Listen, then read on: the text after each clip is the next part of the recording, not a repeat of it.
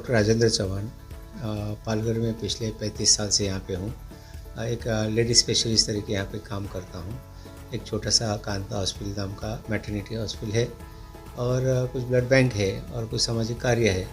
तो पिताजी मिलिट्री में थे और माता ने चाहा कि मैं गांव में सेवा दूँ, इसलिए उन्होंने यहाँ पे पालघर में सेटल करने को बोला। तो तब से मैं 35 साल से पालघर में सेवा दे रहा हूँ। 2 बेटी और मिसेस, हम लोग यहाँ पे रहते हैं पालघर में।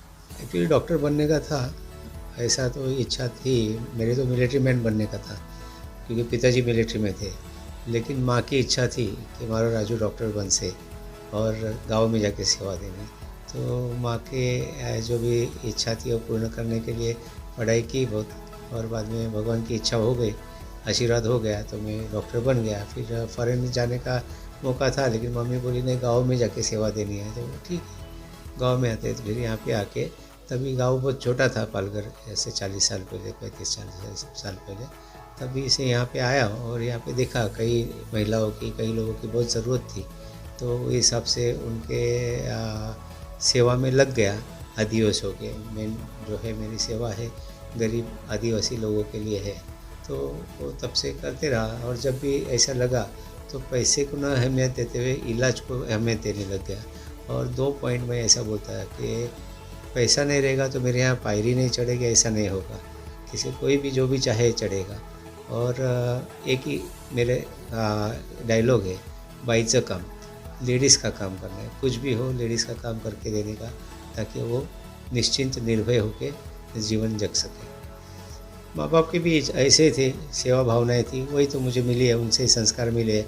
और आपको जस्ट सादा उदाहरण दे दूँ तो डिमोनेटाइजेशन का टाइम था, तभी लोगों की जेब में पैसे नहीं थे, इलाज करने वाले का था, दवाई की ज़रूरत थी, तभी उन पैसे नहीं तो क्या करेंगे। कभी कभी पैसे, तो यहाँ पे बोर्ड लगा दिया था कि पैसे नहीं इसलिए इलाज करने की ज़रूरत नहीं है, जब तुम्हारे पास पैसा होगा तब देके जाओ, अभी इलाज करो और जो भी दवाई है लेके जाओ, जब इच्छा होगी तब दे जाना।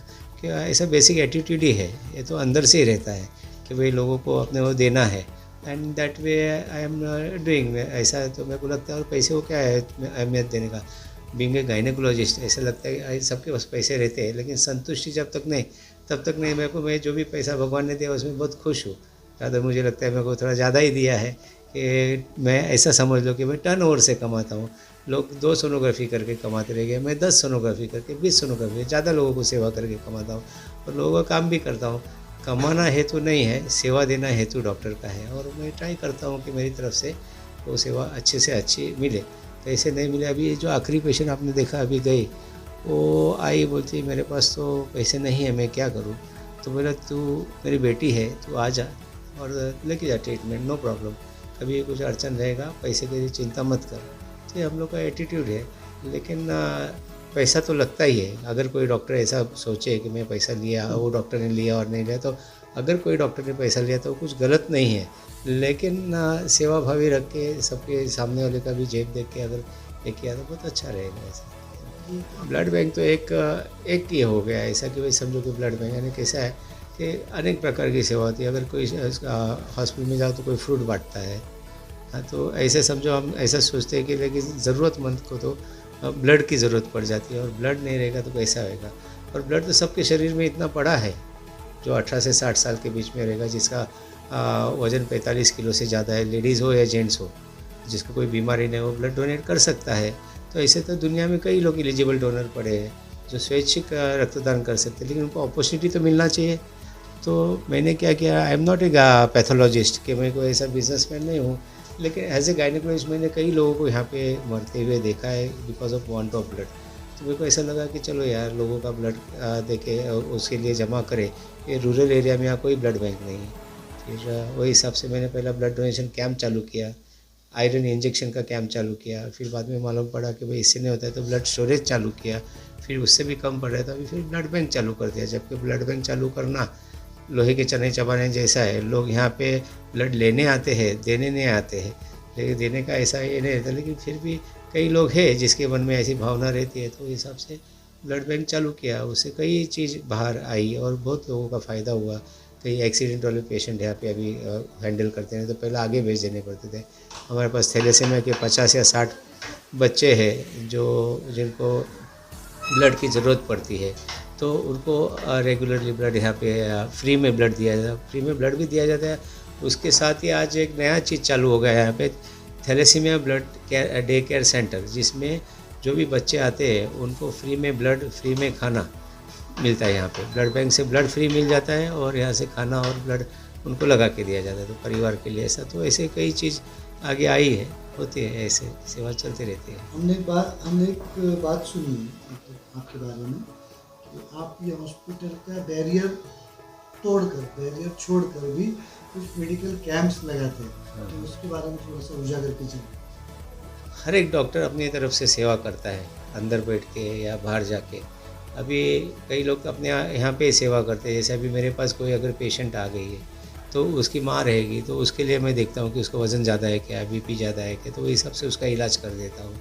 ऐसे लेकिन यहाँ समाज में जाके अगर हम लोग को देखना है कि भाई अभी कैसे है, मैं देखा कि भगवान ने मेरे को एक कला दी है कि मेरे को ऑपरेशन में कर सकता हूँ लेडीज़ का। तो मैं अभी जाता हूँ और पिछले 35 साल हो गए परिवार नियोजन शस्त्रक्रिया शिविर जो है गवर्नमेंट के यहाँ पे गाँवों में, जहाँ पे कोई आम डॉक्टर जल्दी से नहीं पहुँचता है, वहाँ पे कई लोगों को ज़रूरत है।